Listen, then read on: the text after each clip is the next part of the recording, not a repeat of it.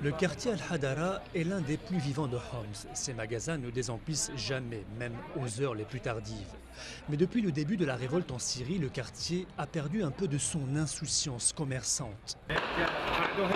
Régulièrement, dès le coucher du soleil, des tirs retentissent. Les passants s'abritent comme ils peuvent. Cet habitant du quartier qui nous montre les impacts de balles est alaouite. Pour lui, les tirs visent sa communauté. Ce sont des étrangers qui viennent ici et qui tirent. Ils veulent faire fuir les gens et les diviser. Diviser, comprendre, conflit entre communautés religieuses, car Homs est une ville multiconfessionnelle. La majorité sunnite y côtoie des chrétiens et des alaouites, la minorité dont est issue la famille Assad, au pouvoir depuis 1970. Le quartier Al-Hadara est majoritairement alaouite. Certains ici disent craindre des représailles en cas de chute du régime. Manipulation du pouvoir selon l'opposition, pour qui ce dernier joue la division religieuse pour se maintenir.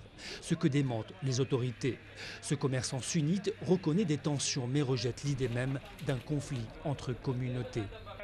Oui, il y a des petits problèmes qui peuvent être résolus de manière internationale ou même ici. S'il y avait un conflit communautaire, vous verriez les gens s'entretuer et pas ensemble comme vous pouvez le voir. Le régime syrien accuse régulièrement des groupes armés intégristes d'être derrière les manifestations. Le prétexte a permis à l'armée de faire des incursions meurtrières dans les villes. Rien qu'à Homs, des dizaines de personnes ont été tuées très récemment. L'armée est présente partout dans la ville. Homs est divisé entre quartiers pro et anti-régime. Les accrochages entre civils sont réguliers, des personnes sont enlevées et tuées.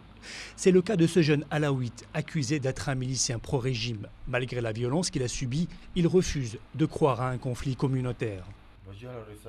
Je voudrais leur dire une chose, on a toujours vécu comme les doigts d'une même main. Toute notre vie, on a été unis, on ne faisait pas de différence entre nous. Alors j'espère que la situation redeviendra mieux qu'avant.